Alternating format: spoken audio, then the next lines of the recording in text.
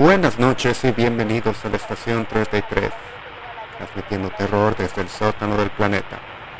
El archivo de hoy, compartido por Reary77, nos habla de cómo es que desastres pueden llevar a la histeria masiva. El pánico se esparce como una plaga cuando uno teme por su vida, y uno comienza a ver cosas que no es posible que sean reales. Acompáñenme entonces a el incidente en la mina de Copiapó.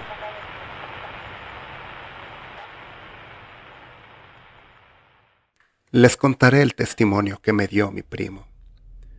Estábamos en casa de mi abuela, También es un bar nocturno. Justo aquí es donde mi familia y yo bebemos, además de compartir y hacer varios recuerdos de nuestras vidas. Que sea una parada para viajeros en medio de la nada es un extra. Uno de mis primos es uno de los 33 mineros involucrados en el incidente minero de Copiapó. Su nombre es... Y lo que me dijo una noche me impactó hasta lo más profundo y sacudió mis sospechas y creencias de un solo golpe. Un mes después del incidente, decidí visitar a mi abuela, la misma noche que lo hizo mi primo.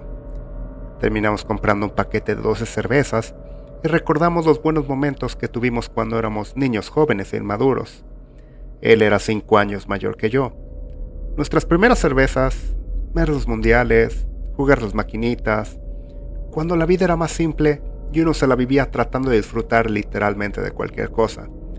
Sin embargo, cuantas más cervezas bebíamos, más serias se volvían nuestras conversaciones.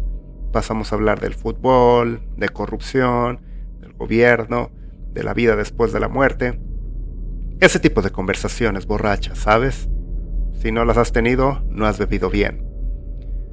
Después de que ambos terminamos con nuestra sexta cerveza, estaba bastante mareado y mi cabeza zumbaba, pero el rostro de mi primo comenzó a ponerse más pálido de lo habitual. No tenía idea de qué le pasaba, así que supuse que estaba teniendo recuerdos de los 2 meses terriblemente difíciles que pasó sin sol, así que intenté animarlo.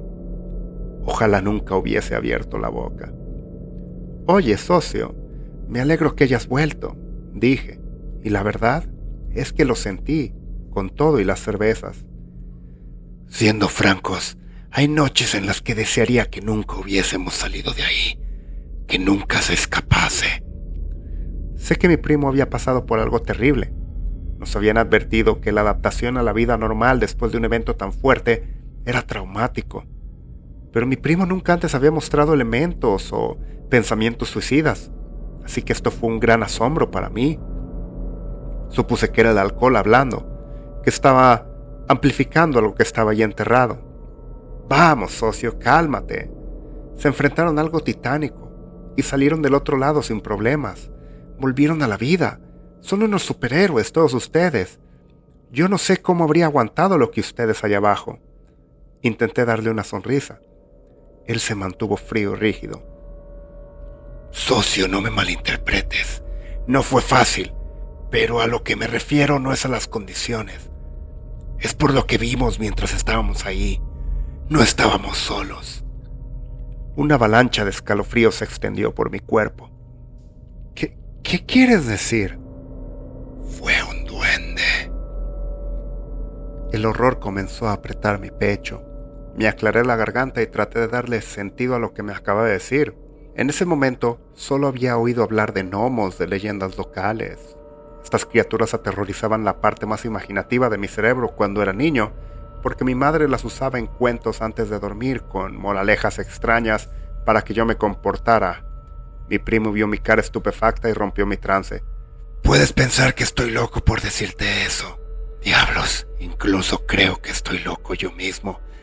Desearía que solo fueran delirios por estar en la oscuridad demasiado tiempo, pero no. Los demás y yo lo confirmamos. Decidimos que nunca hablaríamos de lo que pasó ahí, estos 2 meses. Pero necesitaba contárselo a alguien antes de volverme loco». «Bueno, ¿qué pasó allá abajo?» ¿Por dónde empiezo? Cuando la mina apenas se derrumbó, todos estábamos aterrados y no teníamos seguridad sobre nuestras vidas. No sabíamos si volveríamos a ver a nuestros padres, nuestras esposas, nuestros hijos. La comunicación se estableció casi de manera inmediata, pero necesitaba tiempo para sacarnos.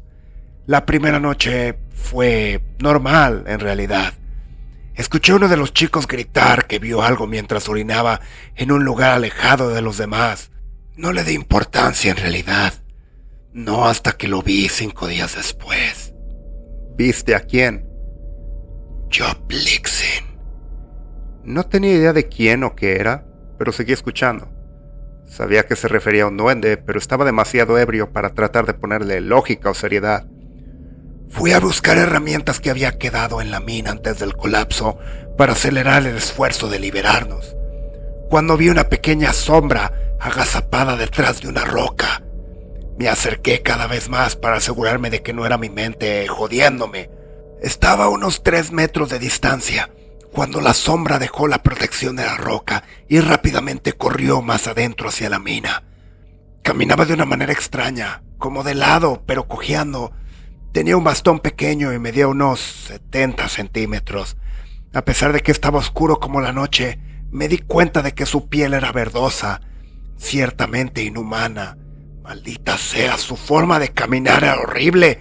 Nunca había ninguna criatura moverse de esa manera en toda mi vida. Esto era una locura. Un duendecillo de menos de 1 metro con un bastón corriendo bajo tierra. No podía creerlo ni tomarlo seriamente. Me pregunté si la falta de oxígeno o algún mineral especial en la mina los había hecho alucinar. Nos quedamos viendo un rato, pero entonces no pude comenzar a reírme. Deja de decir patraña, socio. ¿Un duende con bastón en las minas? Vamos, carnal. Estamos en el medio de la nada y me estás saliendo con... Mi primo no respondió. Solo me fulminó con la mirada por reírme de su historia. Todos y cada uno de los mineros afirmaron lo que habían visto o oído. Mi amigo Julio incluso afirmó que el duende acechaba cerca de nuestro cuartel mientras dormíamos, soltando la risa más inquietante jamás escuchada por el hombre. Pero Julio dijo que solo haría eso. No nos tocaría de ninguna manera. Simplemente nos miraba fijamente. Nos observaba. La mayoría de los hombres le ignoraron y explicaron su presencia como una ilusión o un producto de la imaginación debido a la falta de vitaminas. Entonces, una noche, el minero más joven, Nahum, se despertó gritando y sudando como nunca. Entonces, de la nada, todo su cuerpo se puso rígido. Cada parte de su cuerpo quedó inmóvil excepto su boca, que decía, Yoplixin es su nombre. Le gusta mirarnos mientras dormimos. Dice que disfruta de nuestra compañía. Luego entró en un estado similar al coma, durante un par de horas hasta que despertó. El hecho de que Yoplixin no nos haya hecho nada, como dice la leyenda, es algo que no puedo comprender y mucho menos explicar. Yo estaba esperando que comenzase a matarnos uno por uno, pero no lo hizo. No puedo explicar el por qué, pero ni por un momento dudes que me siento afortunado de salir con vida. El puro horror que sentí al saber que una criatura mítica nos observaba mientras dormíamos fue suficiente para que no mencionara su nombre por el resto de mi estadía ahí. Su presencia minúscula, pero abrumadoramente demoníaca, sofocaba mis pensamientos.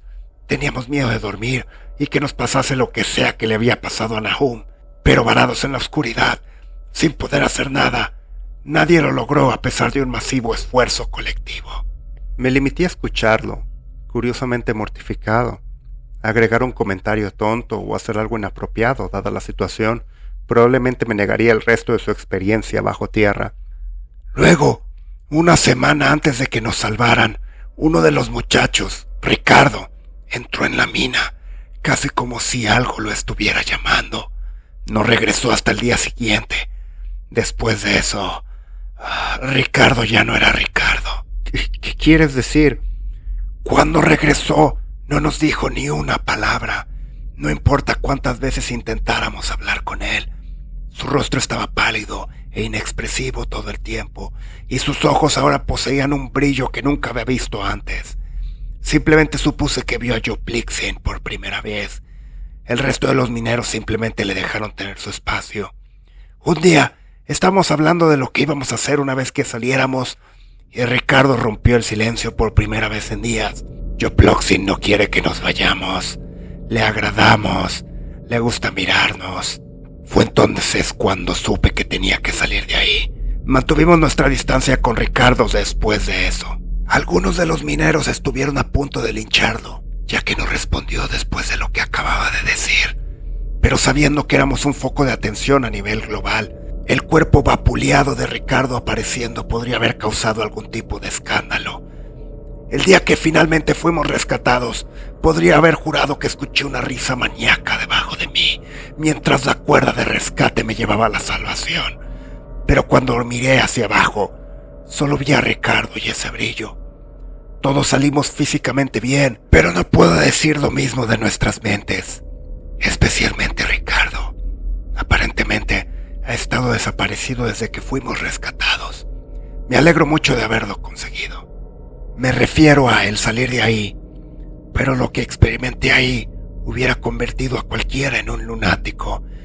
Y además creo que dejamos salir. Mientras mi primo terminaba su historia, un hombre entró al bar. Estaba inexpresivo, su rostro estaba pálido y había algo extraño en sus ojos. Mi primo se dio la vuelta, miró al hombre, que también lo miraba a él. Lo último que recuerdo es que mi primo giró hacia mí para murmurar una palabra. ¡Corre!